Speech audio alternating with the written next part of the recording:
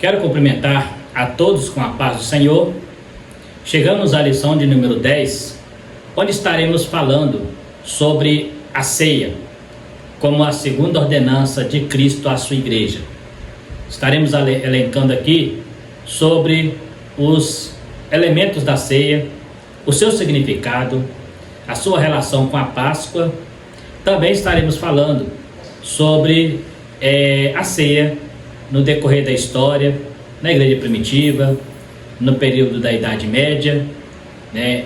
Também estaremos falando no período da Reforma, como era enxergado o simbolismo da ceia. Este é o assunto que estaremos trabalhando nesta lição, dentre outros. Se você quiser saber um pouco mais sobre isso, fique conosco até o final desse vídeo para estarmos discutindo este importante assunto.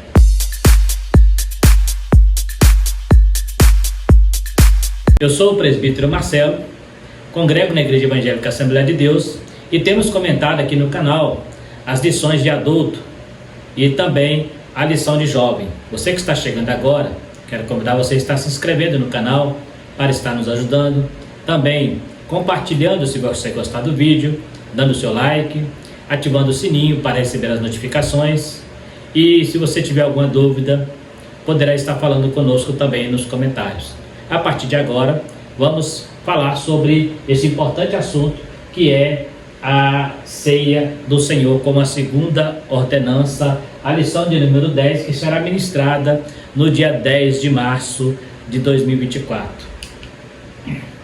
O nosso texto Paulo diz: porque todas as vezes que comerdes este pão e beberdes este cálice, anunciais a morte do Senhor até que venha. 1 Coríntios capítulo 11, versículo 26. Verdade prática. A ceia do Senhor, como ordenança, celebra a comunhão do crente com o Senhor ressuscitado. Então estaremos aí trabalhando dentro dessa verdade prática, mostrando que nós não celebramos um Senhor que está morto no sepulcro, mas um Senhor que venceu a morte. A ceia é este memorial da ressurreição de Cristo. A nossa introdução diz assim: nesta lição estaremos estudando sobre a segunda ordenança da igreja. Veremos o seu aspecto passado, presente e futuro. Veremos que a ceia é um cerimonial memorial e não deve ser tomada indignamente, mas fazendo o autoexame de nossa vida e comunhão. Eu gosto muito de frisar que um dos cultos que eu mais gosto de estar participando é exatamente aquele que é celebrar a ceia, porque lá nós lemos, em Coríntios, onde o apóstolo Paulo nos orienta a examinar o homem a si mesmo. É um culto onde você faz um autoexame, e ao invés de ficar olhando para a vida alheia, de ficar olhando para quem pode ou não pode, é o momento de você examinar se você está apto a participar ou não. Então estaremos trabalhando dentro desse viés e vamos ver também que ela aponta tanto para o passado, quanto para o presente e também para o futuro. Ela aponta em 3 direções, então ela traz esse memorial, esse simbolismo em 3 direções. Estaremos trabalhando cada uma delas no decorrer desta lição. Eu trouxe aqui primeiro uma explicação bem simples da Páscoa, porque a Páscoa ela simboliza o cordeiro, que foi ali morto, ali na saída do Egito, como o cordeiro da libertação, e este cordeiro apontava para Cristo, assim como os demais sacrifícios do livro Levítico. Então, foi na Páscoa que Jesus ele instituiu ali os elementos da Páscoa, transferindo para o simbolismo do seu corpo e do seu sangue, que até então era simplesmente um memorial ali da libertação do Egito. Agora passou a ser um memorial da libertação através do sacrifício vicário de Jesus. Então, a gente vai trabalhar um pouquinho sobre isso. Quando Jesus instituiu a Páscoa, estava celebrando a Páscoa onde um cordeiro era imolado, lembrando a libertação do Egito. Agora Cristo, à mesa com seus discípulos, trouxe um novo significado da Páscoa nos elementos da ceia. Era morto um cordeiro a cada Páscoa. Na ceia não há morte, apenas um memorial. Então, Cristo, como diz o escritor aos Hebreus, entregou a si mesmo uma vez por todas, não precisou mais cordeiros. A Páscoa todo ano era celebrada, ali a Páscoa em memorial à libertação do Egito. Cristo agora falou que ele é esse cordeiro pascual que veio para libertar não só do Egito, mas libertar do mundo, que é o símbolo do pecado, Então foi libertar o nosso Egito para nós hoje é o nosso mundo de pecado, onde precisamos ser libertos da escravidão. Então a Páscoa, ela traz esse memorial de liberdade, né? Eu trouxe aqui algumas coisas interessantes, porque nós temos na Páscoa pelo menos 4 cálices, né? Isso foi colocado posteriormente pelos rabinos, né? Pelas tradições, que até então não existia, né? Lá nas primeiras Páscoas, ali era imolado o cordeiro e era comido pão asmo, né? E o sangue do cordeiro era derramado, né, espargido sobre o altar, no sinal de purificação, né, e também de redenção. Agora, com o passar do tempo, os judeus eles colocaram, né, na Páscoa alguns elementos que não faziam parte. Por exemplo, o pão asmo agora era feito com o vinagre, né, a fruta do vinagre era colocado junto ali do pão da ceia, né, e eles colocou ali mais 4 cálices, né, que era feito durante todo o ritual. Tinha ali 4 cálices. E esses cálices, eles têm um significado baseado em Êxodo capítulo 6, versículo 6 a 7. E lógico, estamos falando de uma Páscoa agora um pouco mais moderna, não é aquela Páscoa lá do Velho Testamento. Os rabinos, né, provavelmente bem depois ali da diáspora, quando eles voltam, né, do cativeiro, então eles colocaram esses 4 cálices. Então a Páscoa judaica hoje tem esses 4 cálices. Não se sabe ao certo qual desses cálices Jesus tomou para simbolizar o teu sangue, que a Bíblia fala que ele tomando o cálice, né, ele falou: esse é o símbolo do meu sangue. Não se sabe qual desses cálices, provavelmente talvez seja o último, né, mas está aqui. O primeiro cálice era o chamado cálice da escravidão, para recordar que o povo foi escravo no Egito. Então, olha, isso é uma interpretação dos rabinos, né? O segundo cálice é o da libertação, que comemora a libertação do Egito, a saída do Egito. O terceiro cálice é a promessa, né, de uma nova terra, nova Canaã, né?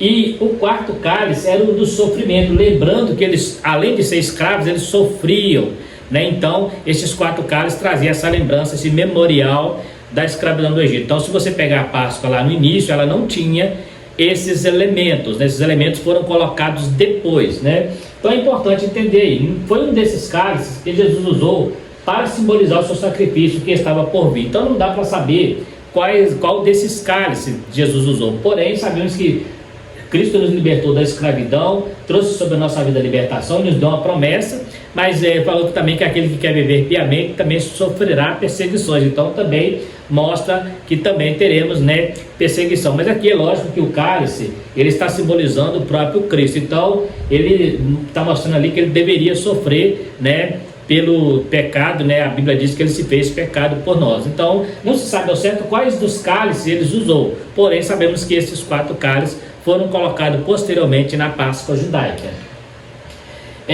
A natureza da ceia do Senhor na tradição cristã. Então estaremos agora, né, entrando agora exatamente no momento da ceia. Agora saímos do período pascual, né, quando Jesus ele celebra a Páscoa, né? Eu já vi antigamente algumas Bíblias, vinha escrito na epígrafe, né, a última Páscoa, a primeira Santa Ceia. Na verdade não, era a Páscoa mesmo. Jesus só pegou os elementos e o transferiu para a simbologia, porque a ceia só passou a vigorar como lembrança mesmo após a sua morte, porque até então Cristo estava presente. Então o cordeiro foi morto ali e não era Cristo ainda. Depois da Páscoa, da ceia, aí o cordeiro já tinha sido imolado uma vez por todas, que era o próprio Cristo. Então ele mostrou que ali, a partir dali, teria um novo significado a Páscoa. Agora ele está mostrando para a igreja que aquela Páscoa judaica, ela tem um novo sentido, um novo símbolo para a igreja. É isso que estaremos estudando aqui. No romanismo é ensinado sobre a transubstanciação, onde afirma que o pão e o vinho são literalmente o corpo de Cristo. Ele interpreta as palavras de Jesus de maneira literal e não simbólica.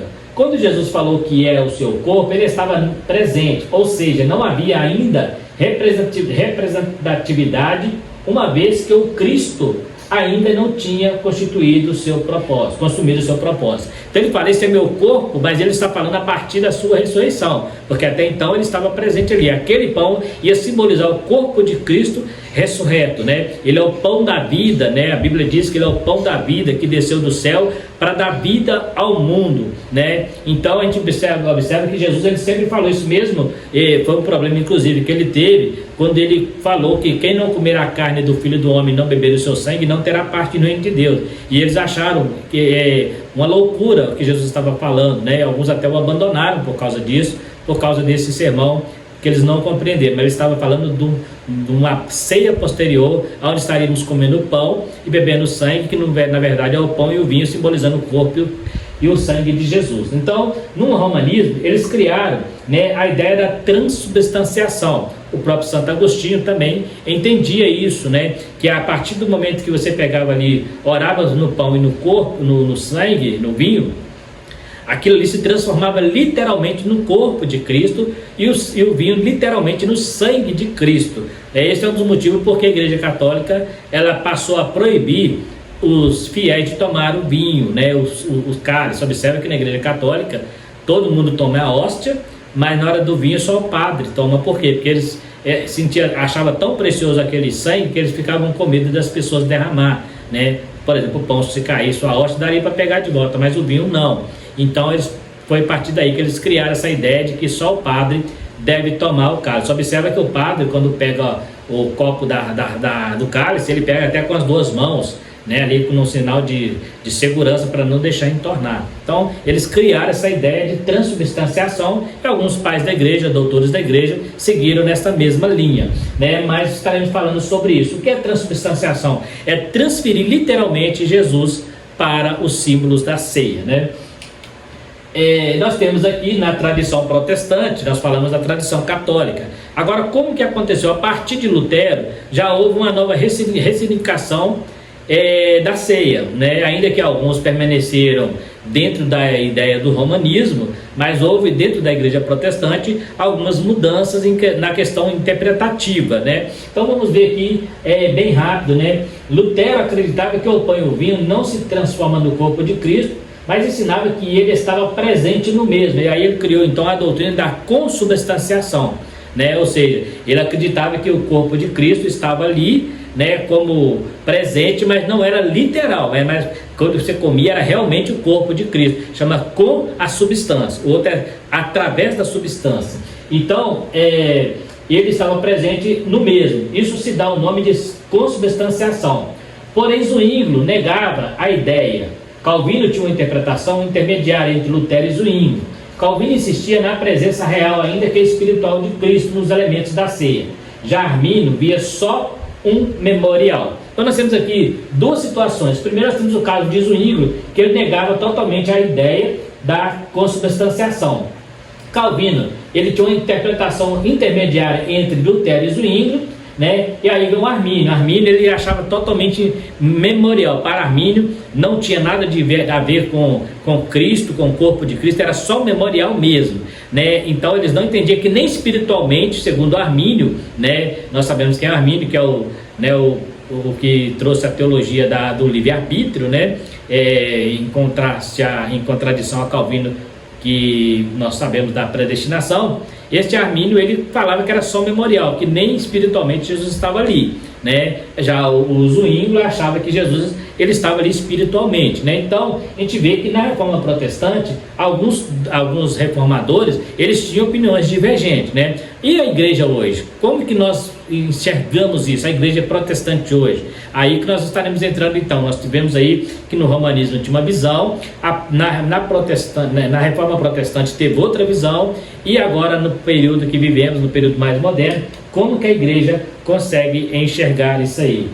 Na posição pentecostal. Vamos falar então do meio pentecostal, mas podemos, né? Por quê? Porque algumas igrejas centenárias, né, tradicionais, elas continuam seguindo essas ideias de Lutero, né? Outros seguem a ideia de Calvino, mas aí o pentecostal, né, que foi um novo movimento que aconteceu a partir de 1910 aqui no Brasil, nos Estados Unidos em 1906, esse Pentecoste trouxe uma nova ressignificação também da ceia, para entendermos bem o que realmente está escrito no texto.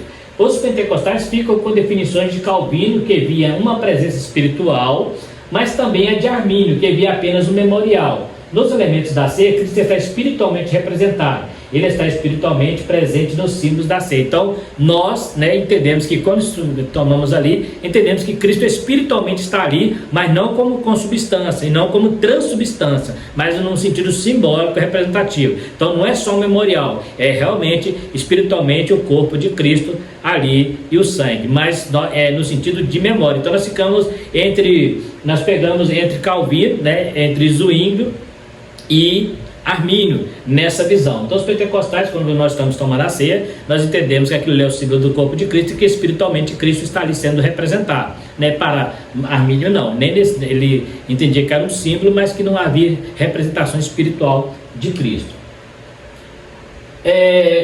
O significado mais abrangente da ceia em 1 Coríntios 11, 23. Então eu trouxe aqui, nós falamos que ela aponta para o passado, para o presente e para o futuro. Nós temos também uma visão que eu ampliei um pouco mais para nós entendermos como que a ceia hoje ela traz para nós um significado excepcional, importantíssimo para a igreja como um memorial. Então nós temos aqui, era um serviço memorial, porque fazer isso em memória de mim. Então ela traz um serviço de memória. Também um serviço de comunhão, porque a participação no corpo de Cristo. Então, quando você está participando no corpo de Cristo, você está selando a comunhão com Ele, né? E também com a igreja, porque todos estão participando ali juntos, né? É um novo pacto, serviço de novo pacto, a nova aliança. Ele falou, essa é a nova aliança no meu sangue, né? Algumas traduções dizem o Novo Testamento no meu sangue, né? Serviço comunitário, quando vos ajunteis, porque também era uma oportunidade da igreja se ajuntar para celebrar a ceia. Inclusive na igreja primitiva era conhecida como a festa do ágape, né? Ou a festa do amor, né? Inclusive na época da perseguição eles celebravam a ceia nas catacumbas de Roma, e houve algumas pessoas que chegaram a levantar a hipótese de que havia orgias nesses almoços comunitários feitos nas catacumbas, que havia feitiçaria tentando denegrir o cristianismo, mas na verdade era uma maneira de celebrar a ceia mesmo em meio à perseguição. Na igreja primitiva, antes da perseguição, eles faziam isso nas casas, nos lares, né? Era celebrada a ceia, mas depois da perseguição isso passou a ser escondido. Então algumas pessoas, alguns perseguidores começaram a insinuar que havia orgias e muitas outras coisas, como se fosse uma festa idólatra, né, na época, mas na verdade era só mesmo uma acusação.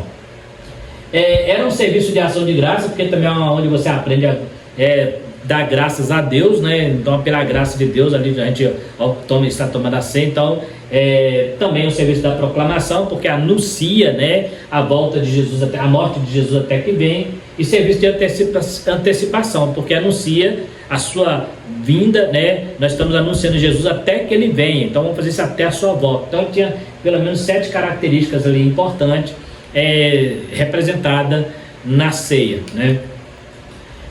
Agora, qual é o propósito? Nós vimos ali então como que era a ceia. Agora, qual é o propósito da ceia? Celebrar a expiação de Cristo, né? Ao escrever sobre a ceia do Senhor, o apóstolo Paulo destacou como propósito dessa celebração anunciar a morte do Senhor até que ele venha, né? Nesse caso, a ceia do Senhor aponta para o Calvário. Ela celebra a vitória de Cristo na cruz sobre o pecado, a morte e o diabo. Por intermédio da morte de Cristo na cruz, fomos justificados e reconciliados com Deus. Portanto, na ceia do Senhor, celebramos a vitória de Jesus na cruz, que também é a nossa vitória. Então, observa que nós aprendemos que a ceia ela nos leva a lembrar, né, a anunciar, melhor dizendo, a morte do Senhor, porque essa morte do Senhor é que garantiu vitória para a igreja. Foi através do seu sacrifício, através da sua morte, que a igreja cristã cresceu, criou poder, criou estrutura, se fundamentou. Porque se Jesus tivesse morrido, mas não tivesse ressuscitado, nós não estaríamos aqui, não teria feito algum seu sacrifício. Então ela aponta para a cruz, mostrando que a cruz é um meio é a vitória de Cristo sobre a morte, o pecado e o diabo. Então a partir da cruz, Jesus está declarando a sua vitória contra as hostes celestiais da maldade, e a sua vitória é também a vitória daquele que o aceita, é também a vitória daquele que entende esse chamado e aceita a Cristo como Salvador e passa a fazer parte então do corpo de Cristo, e assim está tomando a ceia, lembrando deste momento em que Cristo morreu, mas também que ele ressuscitou para a glória de Deus Pai, né? proclamar a segunda vinda de Cristo. Outra coisa interessante que a ceia também, além de ela mostrar sobre o passado, sobre a morte, sobre a cruz, ela também aponta para a vinda do Senhor, né? A ceia do Senhor proclama a sua segunda vinda. Logo, há um sentido escatológico na celebração da ceia. Quando essa bendita esperança é perdida, a igreja se seculariza. Assim, na ceia do Senhor, a igreja mantém um olhar no passado, quando contempla a vitória de Jesus na cruz, mas também mantém o seu olhar no futuro, quando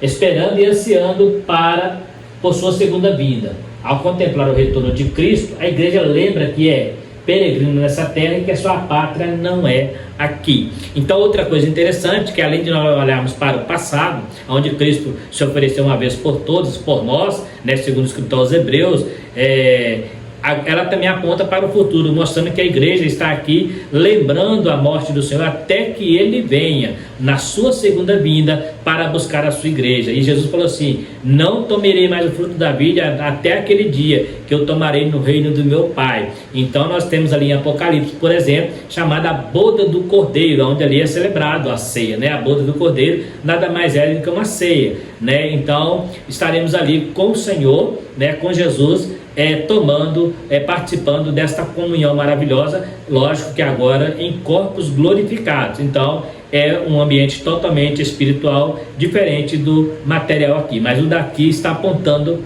para lá. Então, assim como ela aponta para o passado da nossa libertação, também aponta para o futuro, a nossa esperança de estar com o Senhor.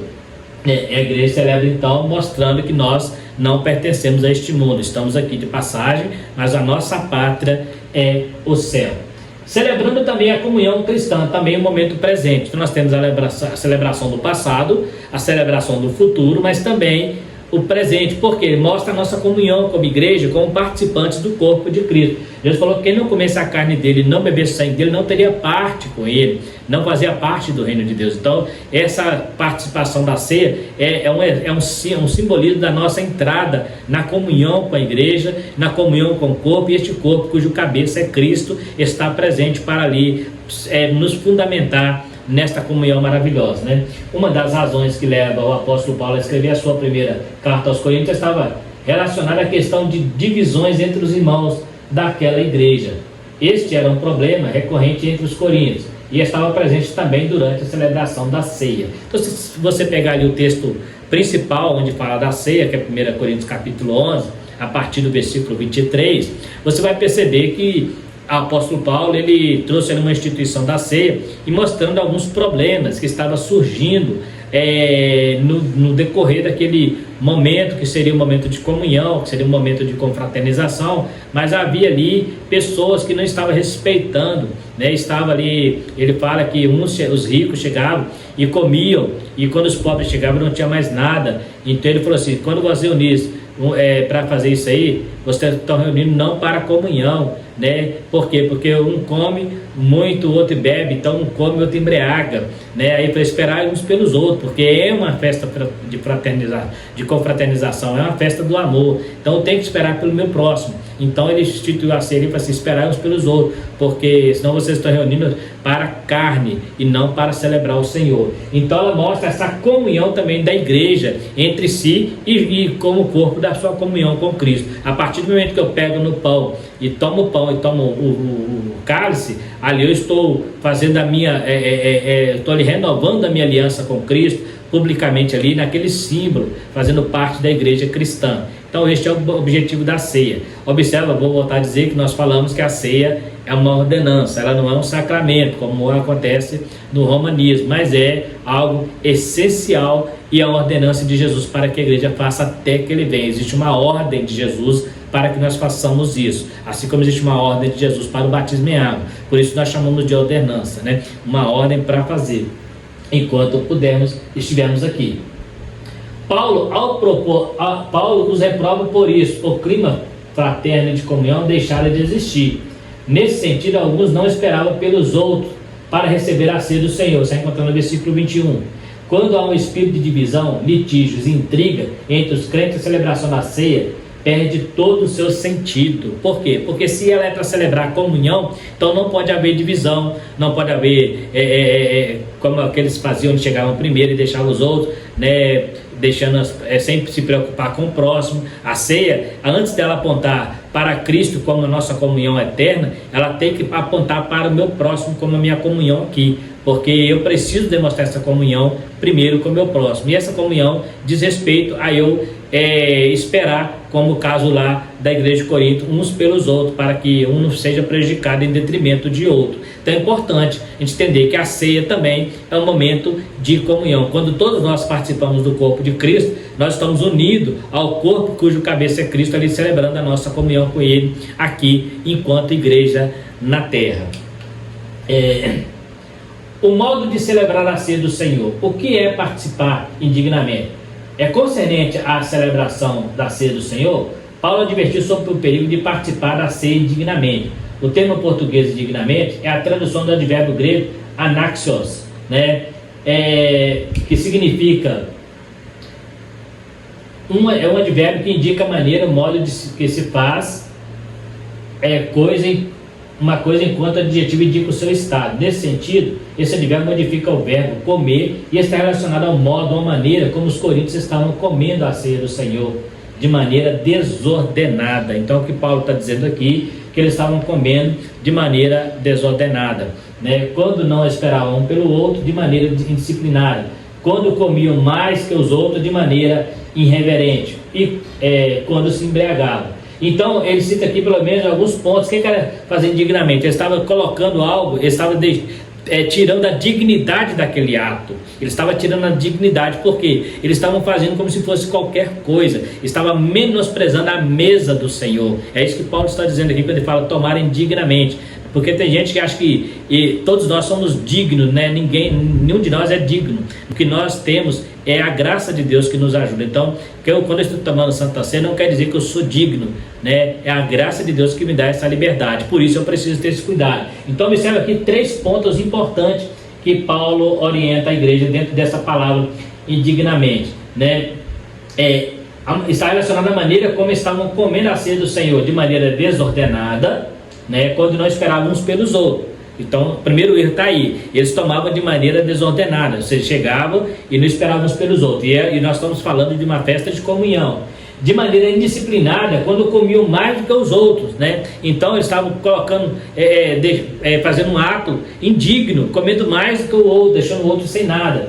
E de maneira irreverente, quando se embriagavam, porque bebiam além da conta do que era necessário e deixavam as outras pessoas, né, ali. Então Paulo fala que eles, em vez de um come muito e o outro embriaga, né? E por quê? Porque ele não esperava as pessoas ali, os seus irmãos, para juntos fazer aquele ato. Então era nesse sentido que Paulo está falando sobre tomar a Santa Ceia indignamente, porque ele estava fazendo algo desordenado, né? Tem gente que entende de indignamente como perfeito, né? Eu preciso estar sem pecado para tomar a ceia. Se essa fosse a condição, jamais eu tomaria. Se essa fosse a condição de eu estar sem pecado, jamais eu poderia tocar no corpo e no sangue de Jesus. Então indignamente não está relacionado à minha perfeição, mas sim à minha comunhão, a minha reverência, a minha maneira de se portar diante de um ato tão importante que é a ceia do Senhor.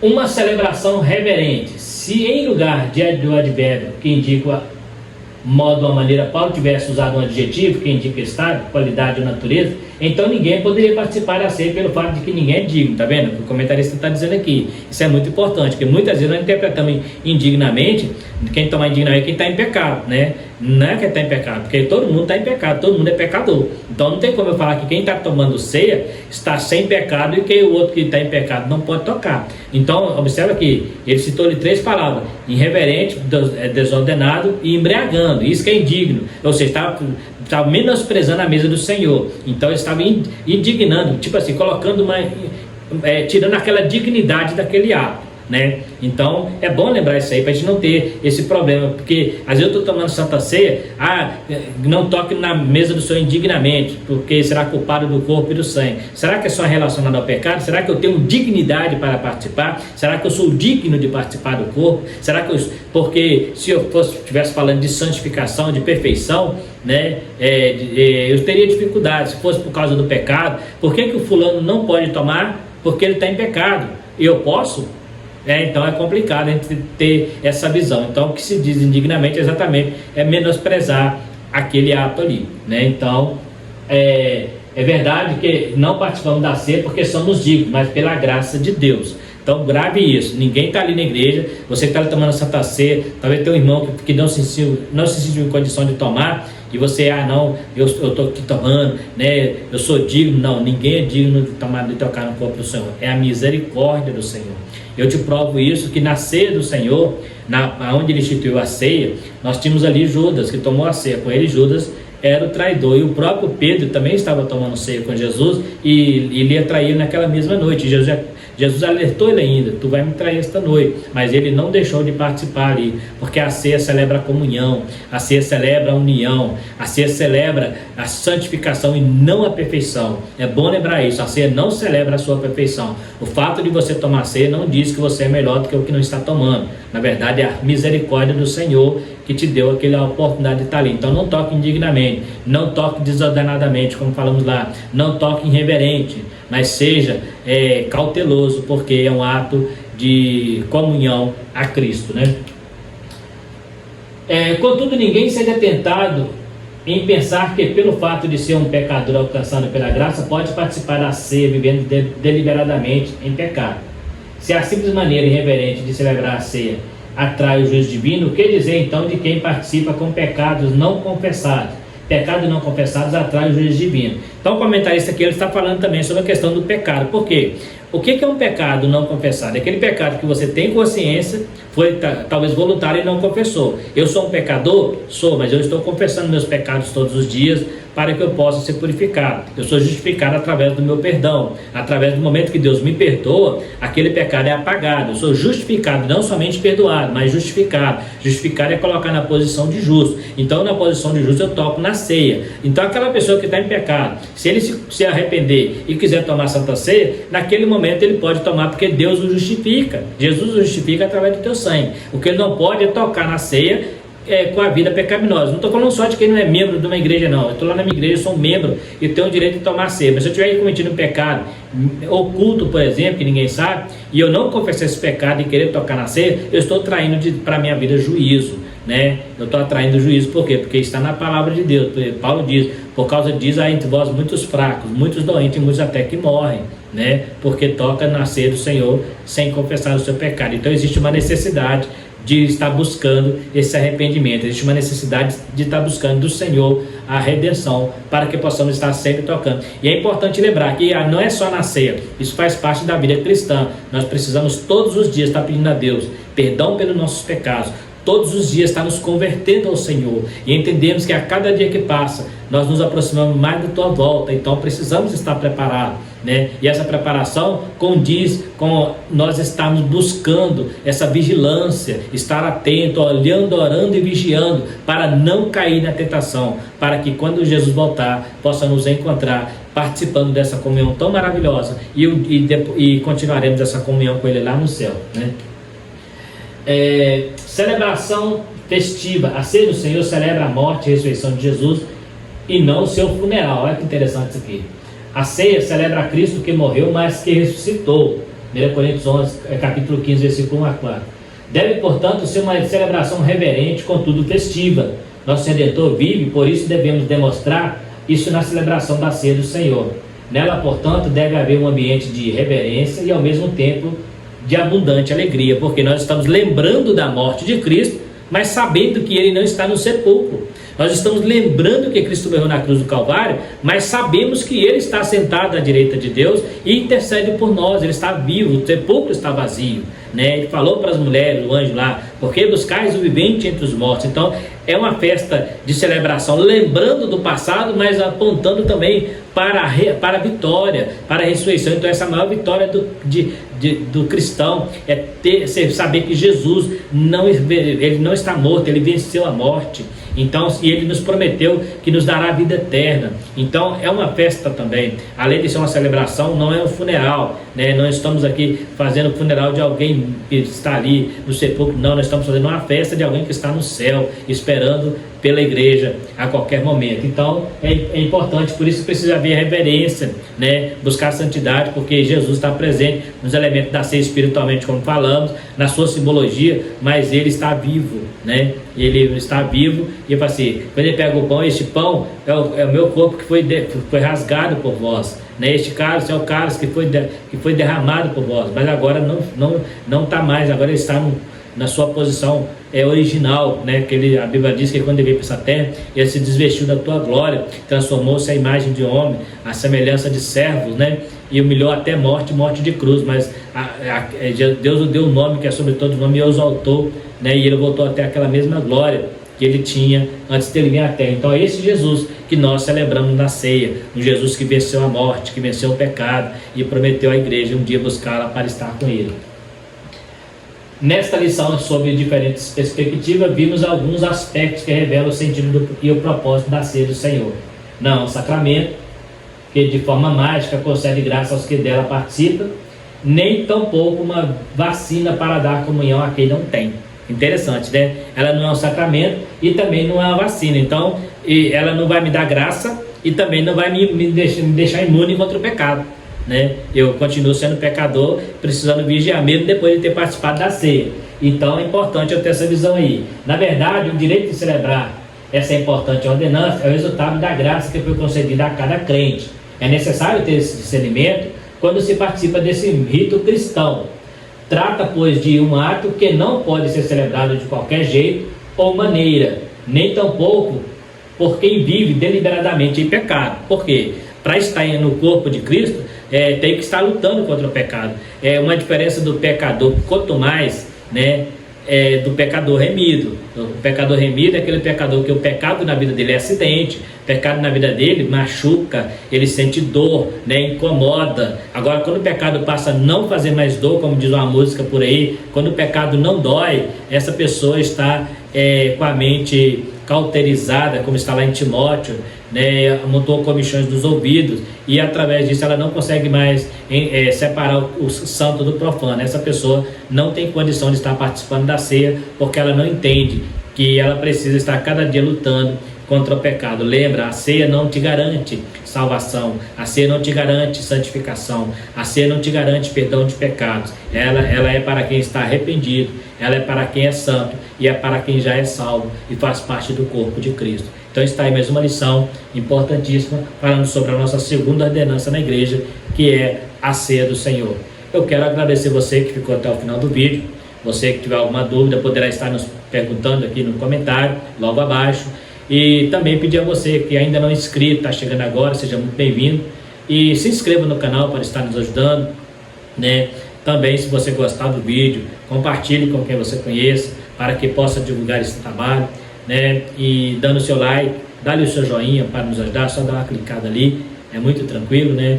E o sininho também, ativa o sininho, que aí quando eu estar lançando as lições aqui, você vai estar recebendo a notificação para você estar acompanhando. No mais, quero agradecer a todos vocês que ficou até o final desse vídeo, que Deus possa continuar abençoando todos vocês e até a próxima lição, se Deus quiser.